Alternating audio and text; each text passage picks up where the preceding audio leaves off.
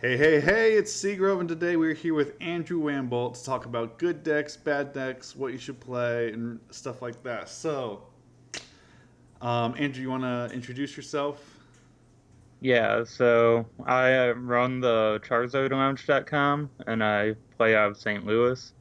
And I pretty sure this is my seventh season playing Pokemon. Might be my sixth. I'm not 100% sure. Okay, cool. Fun fact, you were like one of my first favorite players. I know it's weird to have a favorite player in Pokemon, but you're a math guy, so I was like, cool, let's go. He does stats and does a lot for the community. So cool. So the other day, I decided I want to do this video, and so I just posted on Burbank, Machamp is not bad. That's all I posted. And then I just let it go. And it got like a decent amount of likes, and then a few loves, and some laughs, and some people commenting like it's actually terrible. And that's sort of what we want to talk about today. We're going to do a better example than that. But there's two issues there with things being called bad. And number one is we have different. We can be talking about the same deck in different lists. I think that is one issue. And then another issue is the subjectivity of bad. Like, what does bad mean? Does it mean tier four, or does it mean tier three, or what does it mean? And I think that's another issue because you had people talk that sort of came up actually in the post. But anyways, a more important issue I think, or example, is with Vika Bulu. We have two players who are like all about it. You got John Roberts and I think Charlie Lockyer. I don't know if that's how you pronounce his Yep. name, but and they are all about Vika Bulu. And then you have basically all other well-known players are like the deck is bad. Not all other, but most other well-known players. And yet we've seen like those two guys have a lot of success with it in cups and big tournaments. Um, so what does it mean when these good players are saying things like the deck is bad? Because we're seeing these results and stuff. Would you just talk about that for a minute? Yeah, so there's probably like four different things someone can mean when they say a deck is bad. So probably starting off at the basic level is they're giving a honest impression of it being bad, but the word bad can be very subjective depending on who you ask. Right. Like on probably the best level, the definition for bad should be something that's just not competitive at all. But some players will consider like a tier two deck bad Mm-hmm. because like the four tier one decks Well, let me are ask you just about going, that. What do you mean by not competitive at all? Does that mean tier four? I see tier three as has could win a tournament, even a big tournament, but is probably not going to. Like maybe yeah. one out of 20 big tournaments will be won by a tier three deck. So would not competitive mean tier four or tier five or what three? What would that? What do you mean by not competitive? Um, I'd say tier three is probably where you get into non-competitive territory. Okay. These decks are good enough to where they're like real archetype concepts, but they're not good enough that you can reliably do well with them. And I'd say these are the decks that if a player played, they shouldn't do well. But Mm-hmm. just because of all the variance as far as tournaments go, sometimes a player will just get super lucky and have a good run, whether that's just by hitting a very good string of matchups, which shouldn't happen statistically, but sometimes there's like that 0.01% chance, and sometimes it actually happens. Right. Um, but I'd say these are the decks where, like, if you ran like 1,000 simulations of a tournament, these are the decks that win like one random simulation. The non-competitive decks. Yeah, Okay. and that like you don't even have like there's other stuff like theme decks and just like new player decks with bad supporter engines and stuff, Right. which are non-competitive as well. But I think you should just kind of like exclude those already. And if you're a competitive player, Right. only really care about stuff from people who are actually competitive at the tournaments. Okay. And so I sort of interrupted you there. You said there are four things people can mean by bad. Recap the first two and then go ahead into the third one. Okay, so I'm still on the first one, Oh, which is okay. just say honestly, you mean it's bad. They don't think it's good enough, and for some people that's like tier three, but for other people that can mean a tier two deck. And if a deck's tier two, that means it's maybe has like a little bit of consistency problems, or maybe the meta isn't perfect for it, but metas change from tournament to tournament within Right. a format. So a tier two deck can easily find itself at a tournament where the meta is actually very favorable for it. Right. Um, and sometimes they have consistency issues. So if you're like an individual player playing the deck, maybe you don't have that great of a probability individually doing well. But like a deck like Rainbow Road, for example, is super explosive. So if a player runs hot and draws well all day and just keeps putting out one hit KO attacks, Yeah, they can do boy. well with it. All right. So if you like spam Rainbow Road across like 10 good players, someone's probably going to do well with it just Right. because it has that inherent power of the Xerneas card being able to one hit KO everything. So the second definition. Yeah, so the second definition is just that a player is misinformed. So there is similar to the first where they consider a deck bad, but they're just misinformed onto whether the deck is actually bad Okay. just because they don't have the right information, basically. The right list or the right Yeah, way to they don't have play the it. right list. They don't have the right way to play it. They don't know what they're talking about because they haven't even done anything with the list, but they just want to talk about it. Mm-hmm. Um, and like, And I think on that, people like to say things are bad because it makes them sound better. I think that's true in everything. Like as a critic in general, it's easy to sound more intelligent when you're saying something is when you're critiquing rather than yeah, it's easy praising. to criticize something, but it's hard to actually execute something yourself. Right. So, like, when you're watching a stream match, when you're not in that game and the decisions don't impact you, it's a lot easier to see what the right plays are. But then when you actually have to make the decisions and you're in there, it can be a lot different. Yeah. Um, but so one of the big reasons players end up misinformed is just how they pick and learn about decks in a format. So for like pretty much any format, when we get new sets, players are gonna stick to and seek out decks that fit their play style, fit any personal preferences they have. So, like, if they like item lock decks, they'll gravitate towards those. If they like one hit KO decks, they'll go towards those. Right. If they like spread decks, and so on. And then even stuff like a Pokemon type, like some players will always play dark as their favorite type, so Right. they'll figure out whatever the best dark type is. And some players might look at a pink card and be like, I'm not going to play that ever because it's Yeah. pink. And like, this is some silly stuff, but this really happens and impacts the decks people play. Sure. And then they form their opinion based on this. And so, like, almost every player starts off with like their three decks, four decks, whatever. And they're going to start off with their opinion. And what'll happen is a lot of players will use that and create facts around their opinion instead of just trying to seek out like the truth of a format and Yeah. actually like take in real information. So they'll consider other people's information bad information and their information that they created themselves to be the best. So maybe Uh, something like that's not an item lock deck. I like item lock decks, and it hasn't shown any results yet, so it's bad. yeah. Okay. And what's the next way?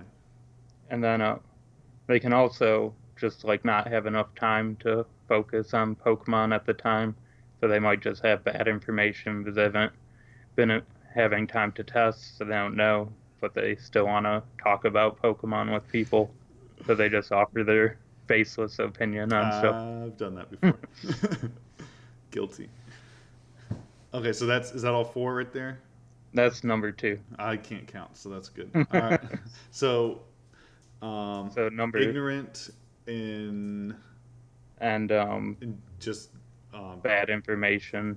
yeah, Or the first one was just a definition of what bad it's is. like tier two is bad, or Yeah. two, or I just And then think this the is tier three. Okay.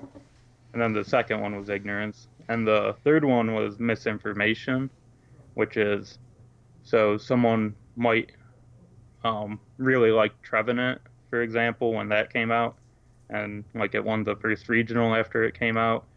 So people who like Trevenant might say it's bad to make other people think it's bad.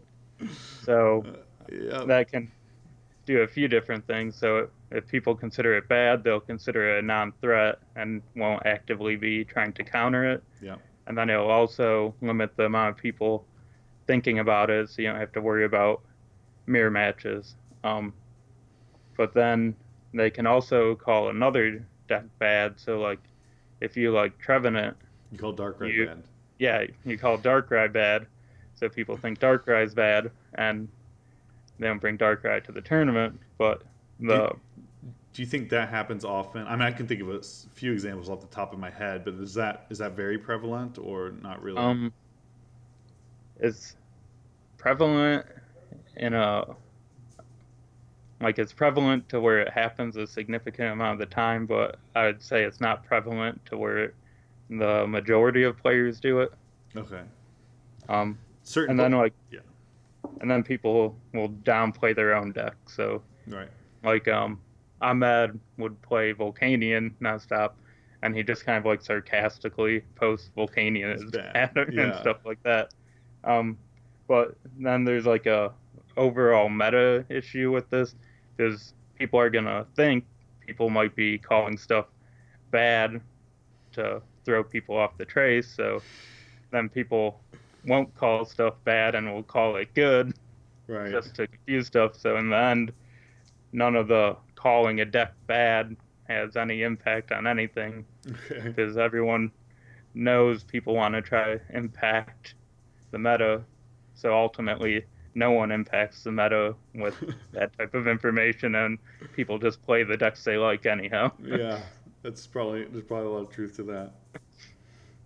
And then, so the fourth one is just player interpersonal dislike. So, um, like this is a bit more common than people see, but certain players dislike other players, Mm-hmm. and so if they have a chance, they might do something to call them bad, so they can discredit them and Call their just deck bad. yeah, call their deck bad, call them bad, just to discredit them, just because they don't like the person. Yeah. Well, do you? I mean, I don't know if you want to touch on this after all that, but do you have an idea of why so many players call Vikabulu bad? Which category, or is it a common? I'm sure it's a combination. I don't think like many players call Vikavolt bad. Like some loud, obnoxious people who are loud and obnoxious and dicks on everything have a bad opinion on Vikabulu, but I'd say the majority of the community probably considers it like a tier one or at Yeah, least a high tier two deck. yeah, I think that's true. But I've heard a lot of players, and not just this season's Vikabulu, but last season's Vikabulu too. I've heard on a Um, lot of YouTube videos, podcasts by like really high placing, like top 20 players in the NA and stuff, saying the deck is really bad.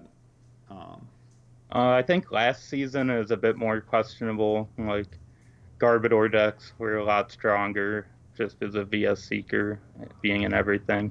And Garbotoxins obviously can be bad for ability based deck. right. And then like Zoroark Break was at the top of the format and that had a pretty good Vikabulu matchup. And then like for most of like the past 4 years, we haven't played rare candy decks.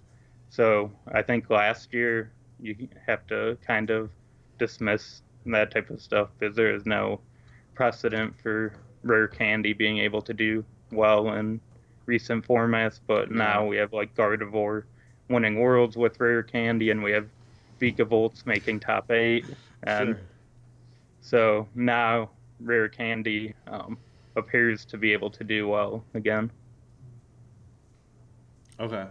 Cool. So I think that's a good place to stop with that.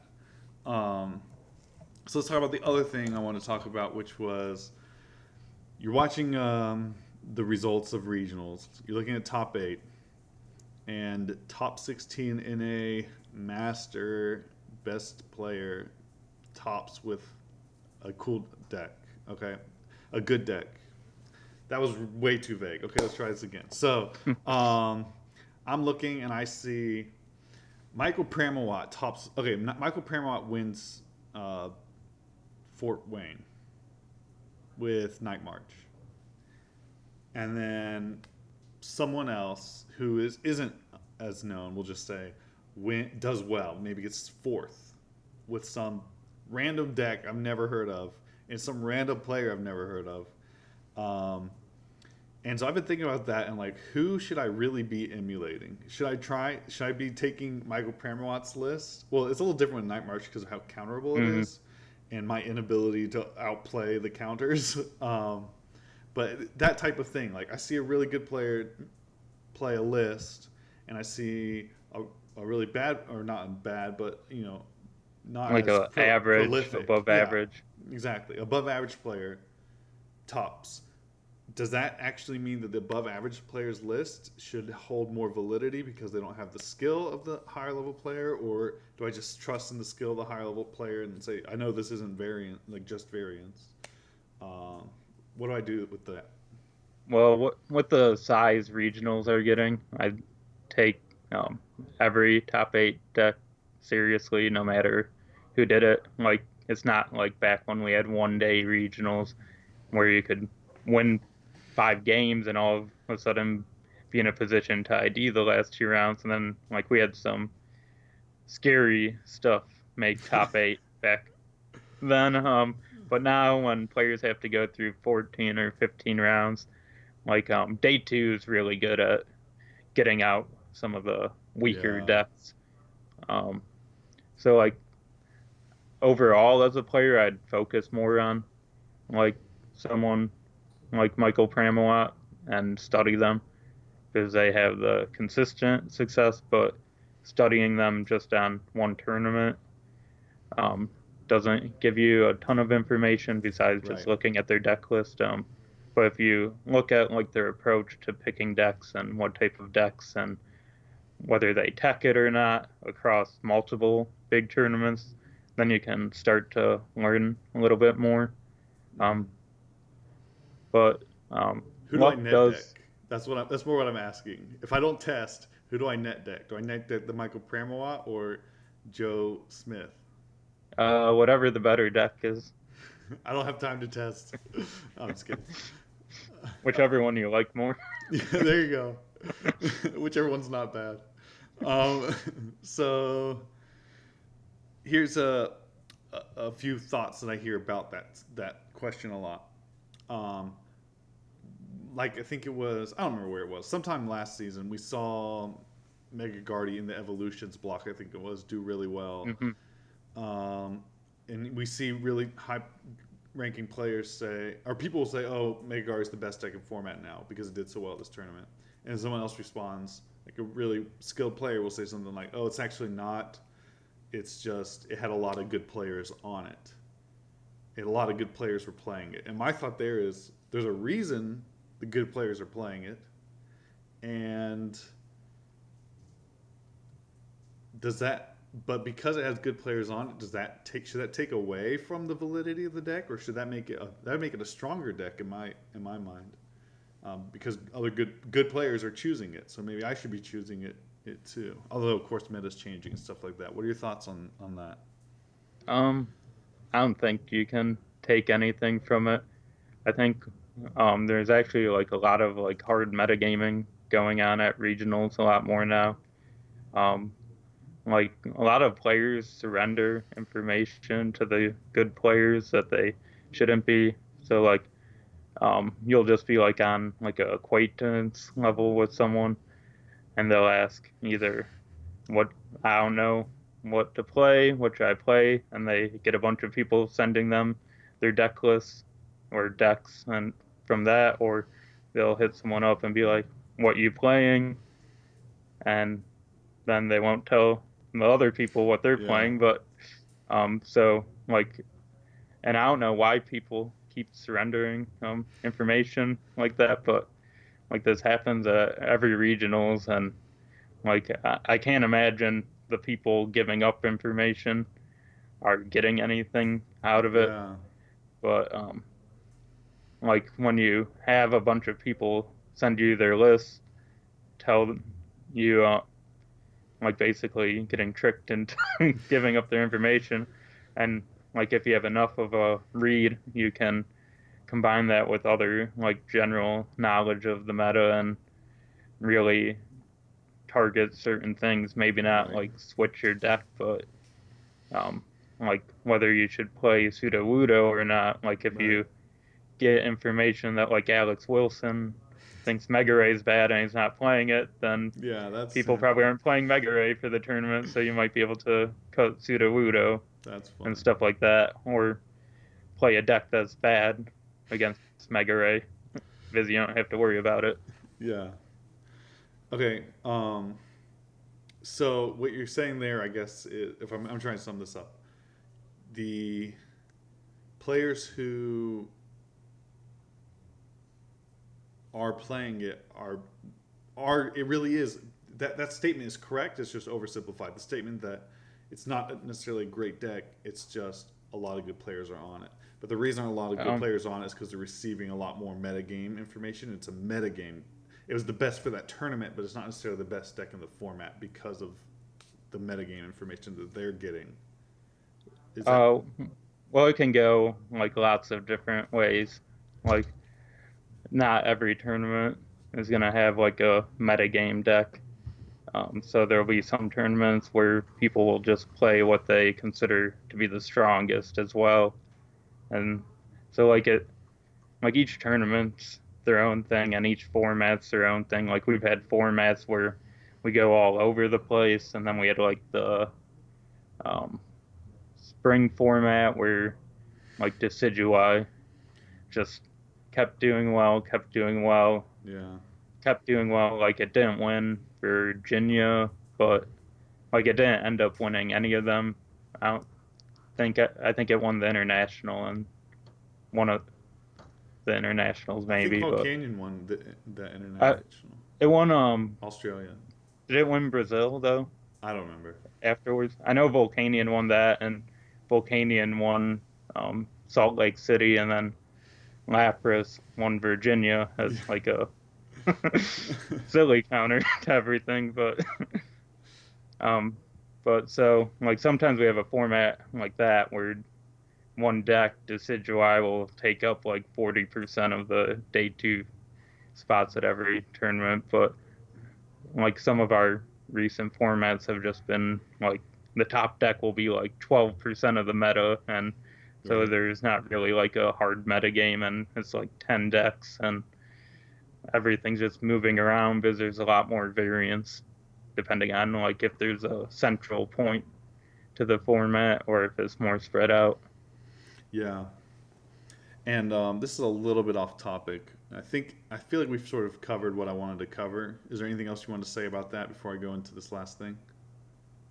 Um, no. Okay. So you sort of hit on a topic that I've hit on in a few different videos, and that is the rich getting richer, with the good players just getting meta information from whoever, people just sending them their lists and stuff, and we that's a huge thing in this community, and I've realized it, and I've seen it, and I'm like, oh, I want to be a good player. I want to, but you have to like sort of break through, and it takes a while to sort of get Hmm. into that. It really does.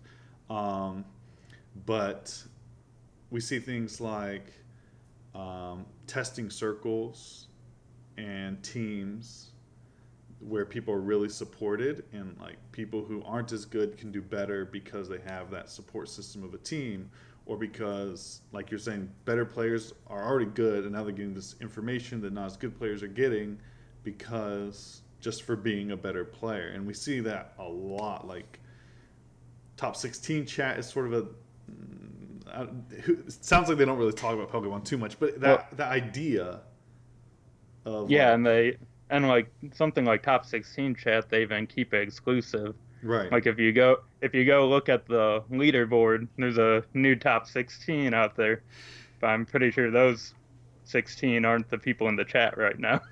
uh yeah, that's interesting. So, do you have any thoughts on that for anyone who's listening? Like, just thoughts on the rich get richer, or on busting into that.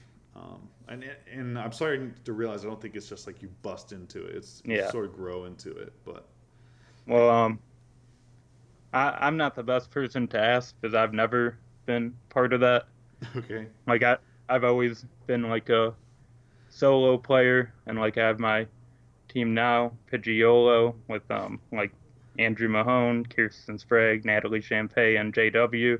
But that started because I was friends with JW. He's probably my oldest friend in the community now, and then okay, he is also friends with Andrew Mahone, and like we were all just players without a team ever. Like like when Mahone started playing, he wanted to get in testing circles and stuff, and like people like Alex Hill said, "No, you're not good enough. I don't want to be on a team with you." So, so we're kind of like the team of people that no one wanted. So we're kind of like on our own thing. Um, yeah, you guys are all good players. but like it's really hard to tell where the community is going right now. Because like we have a lot of like old teams were based on like friendships, Right. but now we have or like local areas and stuff. But now we have the introduction of sponsored teams. Hmm. So I feel like at some point, like if I was a business and I was sponsoring a team, I'd want an actual team that Right. I'm sponsoring because that's gonna give the best results. And Yeah. like I have a feeling something like ARG right now isn't like a real team. It's not. Like Yeah. I talked to yeah, because like Kramer about Michael that. Pramawat's not going to be sharing his info with other people on that team. Right. But some of the newer ones, like I think, like I'm not 100% sure on CCG because I know like Jimmy and Igor are very together themselves. I don't know how much they share, but I think CCG is a bit more of like team oriented, and then like someone's PCs definitely very team oriented. And I know like NLG, I think everyone played the same Seismitoad Golisopodilus. So That's like awesome. if that's the direction like more teams go, where they're actually trying to work together as a team, Yeah. then I think it's just gonna get locked out pretty much to where the current elite players will just separate themselves off from like the rest of the community as far as testing and stuff goes. And then the people who break through into those circles are just going to be the people who figure it out on their own and are able to put up some tournament results either just by like testing on their own and figuring it out or going with like their local players and stuff and creating a like old school type team. Hmm. But obviously, it's a lot harder for like the lesser players who have to work together to play catch up Right. to get on that elite level. Yeah. For sure. All right. Well, I think that about wraps it up. So, is there anything you want to say before we end it? Like any shout outs or anything? Well, we can go back, talk more about like some examples of bad decks that Okay. people talked about. Sure. So the first one I'd written down was John Roberts' Vikavolt deck, Right. which everyone calls bad because he doesn't play a lot of draw supporters, and he doesn't play. He didn't play VS Seeker back in the day, and then now his new list doesn't play Professor Sycamore Right. anymore. I saw Which that. but I think the reason He's in it your gets so area, much, yeah? yeah, Okay. Go ahead, sorry. and so like people are calling this deck bad, but he's gone something like 20, like I'm just making up a number, but it's something like 22-2 at League Cups. So Yeah. like he pretty much doesn't lose matches ever. And so most of our League Cups are best of three, so that helps reduce some of the variance Right. that best of one can have. But so in a best of three environment, he has great results, and um, at some point when a deck keeps winning that much, you're just like, oh, well, it must be good. Yeah. And so like on his deck specifically, like I think he's exploiting some things in the format that people haven't really seen yet, and also, so like everyone's playing like three Tapu Lele GX, Hmm. and they're depending on using that to find their supporters, but that can be a liability because it gives up two prizes. Right. So, um, Vikavolt's one of those decks that can take one hit KO knockouts. So each Tapu Lele someone puts on their bench, It's two that's prizes. basically a two free prizes. But not only that, so people are going to think you knock it out with Tapu Bulu, but you knock it out with Vikavolt with a choice band, and all of a sudden you're trading one for two, and then it discards all its energy. So even something like Gardevoir is going to have trouble knocking it out, and a deck like Metagross can't even one hit KO it because of resistance. Right. Um, but so the other thing is like his deck has a specific engine, and people look at it and consider it bad because they're imagining it in like every deck. Like if you played his engine in Gardevoir, you're gonna have a really bad time. But Right. It, Vikavolt's a unique deck because it pulls all the energy out of the deck, exactly. and so the point he makes with the no Sycamore is he doesn't want to have a lot of cards in hand because if he has a lot of cards in hand, he increases the probability of having energy in hand, and he needs the energy in the deck so he can get it with strong charge. Um, and then he also just doesn't like need a lot of draw because once he has Vikavolt out and some attackers, the deck just runs itself. And Yeah. so he's playing more Skyla than usual, which increases his outs to Rare Candy Vikavolt on turn two, but also lets him just play a very selective game, and just pick out like specific items and stuff that impact the turn the most. And then um, the other thing is he gets like a lot of draw out of a Rangaroo just because he plays a lot more items than most decks. So he's able to burn his hand down pretty consistently down to like zero cards, one card. So he gets a lot more draw out of that. Yeah. With the Oranguru. Yep. Yeah. Is he okay? So so it's just like very deck specific, but I feel most people most likely haven't even tried building it in that style. So I feel like most people calling it bad are just calling it bad because they haven't considered what it'd be like to play a deck without Professor Sycamore. Right. And like, I wouldn't recommend it in any other decks. Like, if you play Gardevoir, like, you need a lot of draw. Like, Right. Vikavolt, if you get one Vikavolt on the field, You don't need to you're draw gonna, anymore. yeah, you're good. You only need one stage two. If you get two out, that's really good as well. But like Gardevoir, you need to be getting multiple stage twos out, otherwise you're gonna lose the game. Right. So like Vikavolt just needs a lot less draw in general, but people don't want to um, consider that something that different decks can have different engines. Something that They, it's so different. It's so other. yeah, yeah, it's so other. So I know when I first saw it, like when I first heard about like the no VS Seeker stuff, um, I wasn't considering it as like gonna be super viable. But then he went and top 16 Wisconsin, I think, right away with it, and I was like, well, that's pretty good. And um, and like people just get so stuck in like some of their deck building habits that Right. anytime something really other pops up, they're just going to dismiss it right away. Yeah. Were there any other decks that you were thinking about? And then the other big one is Lander's Crobat. So someone called Alex Alajar made this deck. Does that name ring any bells? Uh, I think so, but I'm not. It probably shouldn't because he's like a complete nobody for the most I part think as I've far seen as him the on Pokemon Burbank, community. maybe. Yeah.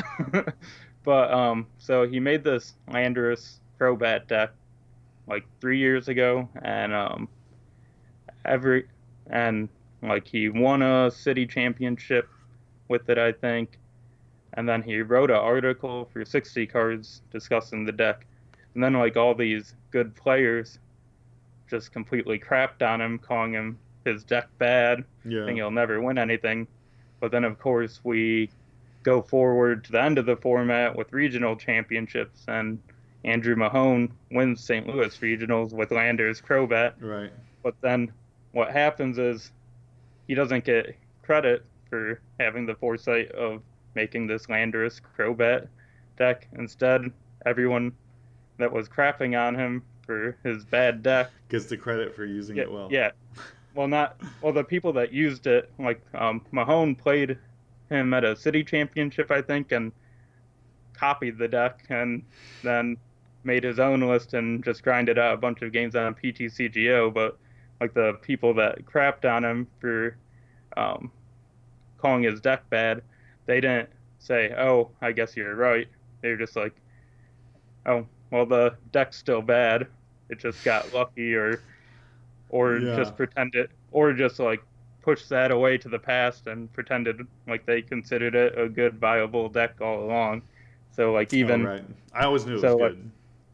so that kind of like goes into the um calling a deck bad. Like if people just call stuff bad just to like I think people were most likely just calling it bad because he's a no-name player, Right. and it just gives them an opportunity to be a dick to people. And sometimes it can be fun to just be a dick to random people online. So, Yeah. but then when there's no accountability for people being dicks and then being wrong for being a dick, they're gonna just keep being dicks because there's no consequences for being a dick. I guess so. Yeah, and that's funny.